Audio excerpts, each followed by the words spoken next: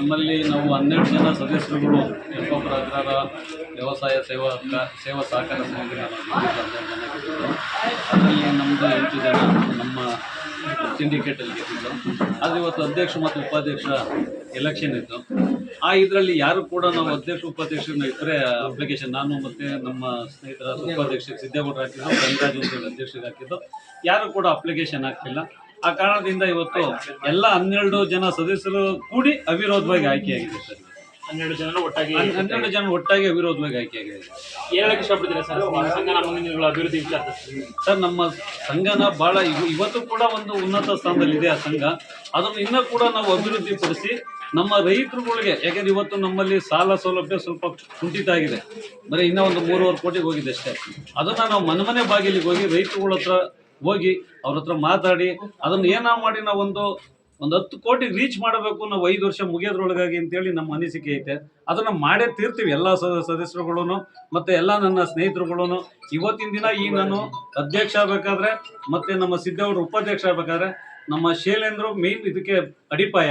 ಅದೇ ರೀತಿ ನನ್ನ ಎಲ್ಲ ಸ್ನೇಹಿತರುಗಳು ಮತ್ತು ನನಗೆ ಮತ ಹಾಕಿದಂಥ ಎಲ್ಲ ಮತದಾರರು, ನನ್ನ 8 ಜನ ಸದಸ್ಯರು ಇರ್ಬೋದು, ಇನ್ನು ಉಳಿದಂಥ 4 ಜನ 12 ಜನ ಸದಸ್ಯರು ಒಟ್ಟುಗೂಡಿ ಇವತ್ತು ನನಗೆ ಅವಿರೋಧವಾಗಿ ನನ್ನ ಮತ್ತು ಸಿದ್ದೇಗೌಡರನ್ನ ಆಯ್ಕೆ ಮಾಡವ್ರೆ. ನಾವೆಲ್ಲ ಸಹಕಾರದಿಂದ ಈ ಒಂದು ಸಂಘನ ಇನ್ನೂ ಉನ್ನತ ಸ್ಥಾನಕ್ಕೆ ನಾವು ತಗೊಂಡೋಗ್ತೀವಿ. ನಮ್ಮ MLA ಸಾಹೇಬರ ಸಹಕಾರ ಕೂಡ ನಾವು ತಗೊಂಡು, ಶ್ರೀನಿವಾಸ ಮತ್ತು ನಮ್ಮ ಕಾಂಗ್ರೆಸ್ ಸರ್ಕಾರದ MLA ಸಾಹೇಬರ ಸಹಕಾರ ತಗೊಂಡು ನಾವು ಕೂಡ ಇನ್ನೂ ಉನ್ನತ ಸ್ಥಾನಕ್ಕೆ ಹೋಗ್ತೀವಿ ಅಂತ ಹೇಳ್ತೀವಿ. ಹೆಸರಾಗಿದ್ದಾಗ 10 ವರ್ಷಗಳ ಕಾಲ ನಾವು ಬಿಲ್ಡಿಂಗ್ಗಳನ್ನ ಕಟ್ಟಿ ಸ್ವಲ್ಪ ಬಾಡಿಗೆಗಳು ಬರೋಂಗೆ ಇಂಡಿ ಬೂಸ ಮಾರಿ ಮತ್ತು ರೇಷನ್ ಮಾರಿ ಈ ಥರ ಅಭಿವೃದ್ಧಿ ಕೆಲಸಗಳು ಮಾಡಿದ್ದೀವಿ. ನಾನು ಅಧ್ಯಕ್ಷ ಆದಂಥ ಕಾಲದಲ್ಲಿ ಸ್ವಲ್ಪ ಸಾಲ ಸೌಲಭ್ಯಗಳನ್ನ ಜಾಸ್ತಿ ಮಾಡಿ ನಮ್ಮ ಸಂಘನ ಇನ್ನೂ ಒಂದು, ಯಾಕೆಂದರೆ ಇವತ್ತಿನ ದಿನ ಸ್ವಲ್ಪ ನಮ್ಮ ಸಂಘದಲ್ಲಿ ಸ್ವಲ್ಪ ಸಾಲ ಲಾಭ ಕಮ್ಮಿ ಇದೆ. ನಮ್ಮಲ್ಲಿ ಲಾಭ ಕಮ್ಮಿ ಇದೆ. ಅದನ್ನು ನಾನು 5 ವರ್ಷ ಮೀರೋದಂದರೆ ನನ್ನ ಅವಧಿ ಒಳಗೆ, ನಾನು ಎಷ್ಟು ತಿಂಗಳುಗಳಿರ್ತೀನೋ ಆ ಅವಧಿ ಒಳಗೆ ಆದಷ್ಟು ನಾನು ಸಾಲ ಸೌಲಭ್ಯ ಕೊಡೋದ್ರ ಮೂಲಕ ಇರ್ಬೋದು, ನನ್ನ ಅವಧಿ ಒಳಗೆ ನಾನು ಲಾಭವನ್ನು ತೋರಿಸ್ಬಿಟ್ಟು ನಾನು ಕೆಳಗಿಳಿಬೇಕು ಅನ್ನೋ ಇಚ್ಛೆ ನನ್ನಲ್ಲಿದೆ ಸರ್. ಯಾಕೆಂದರೆ ಇದು ಯಾರು ಕೂಡ ಒಬ್ಬರೇ ಇರಬೇಕು ಅಂತೇನಿಲ್ಲ ಸರ್. ನಾವು 4 ಜನ ಅಧ್ಯಕ್ಷ ಆಗಬೇಕು, 4 ಜನ ಉಪಾಧ್ಯಕ್ಷ ಆಗಬೇಕು ಅಂತ ನಮ್ಮಲ್ಲಿದೆ. ಅದನ್ನು ನಾವು ಮಾಡ್ತೀವಿ ಸರ್. ಯಾಕೆಂದರೆ ಇವತ್ತು ಶೈಲೇಂದ್ರ ಮತ್ತು ಇನ್ನಿತರ ಸ್ನೇಹಿತರುಗಳೆಲ್ಲ ಸೇರಿ ಇದೊಂದು ತೀರ್ಮಾನ ತೊಗೊಂಡಿದ್ರಣ್ಣ, ಇದು ಒಬ್ಬರಿಗೆ ಸೀಮಿತ ಆಗಬಾರ್ದು. ಯಾಕೆಂದರೆ 5 ವರ್ಷ ಒಬ್ಬರೇ ಕುತ್ಕೊಂಡ್ಬಾರ್ದು ಸ್ಥಾನದಲ್ಲಿ, ಇದು ಅಧಿಕಾರ ಹಂಚಿಕೆ ಆಗ್ಬೇಕಣ್ಣ. ಆ ಕಾರಣದಿಂದ ನಾವು 4 ಜನ ಅಧ್ಯಕ್ಷ ಆಗಬೇಕು, 4 ಜನ ಉಪಾಧ್ಯಕ್ಷ ಆಗಬೇಕು ಅಂತೇಳಿ ನಾವು ಮೊದಲೇ ತೀರ್ಮಾನ ಮಾಡ್ಕೊಂಡಿದ್ವಿ.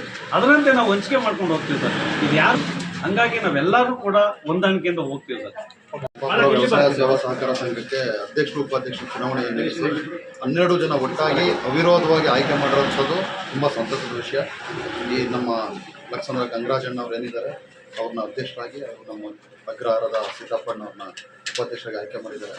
ಮುಂದಿನ ದಿನಗಳಲ್ಲಿ ಇವರು ಬಯಕೆ ಅಂತ ನಮ್ಮ ಈ ಸೊಸೈಟಿ ವ್ಯಾಪ್ತಿಯಲ್ಲಿರ್ತಕ್ಕಂಥ ರೈತರಿಗೆ ತುಂಬ ಒಳ್ಳೆಯ ಅನುಕೂಲವಾದ ಕೆಲಸ ಮಾಡಿಕೊಟ್ಟು ಸಂಘನ ಅಭಿವೃದ್ಧಿ ಅಂತ ಕೊಂಡೊಯ್ತಾರೆ ಅನ್ನೋ ಭರವಸೆ ಮೇಲೆ ಏನು ಜನಗಳು ನಮ್ಮ ಆಯ್ಕೆ ಮಾಡಿದರು ಅದನ್ನು ಈಡೇರಿಸ್ತಾರೆ ಅನ್ನೋ ಭರವಸೆ ನಮಗೆ. ಯಾರ್ಯಾರು ಧನ್ಯವಾದ ಹೇಳಕ್ಕೆ ಇಷ್ಟಪಡ್ತೀವಿ? ಏನು ಸಹಕಾರ ಬಂಧುಗಳು ರೈತರುಗಳೇನಿದ್ದಾರೆ ಮೇಯ್ನ್ ಅವ್ರಿಗೆ ಕೃತಜ್ಞತೆ ಅಥವಾ ಧನ್ಯವಾದ ಹೇಳಕ್ಕೆ ಇಷ್ಟಪಡ್ತೀನಿ.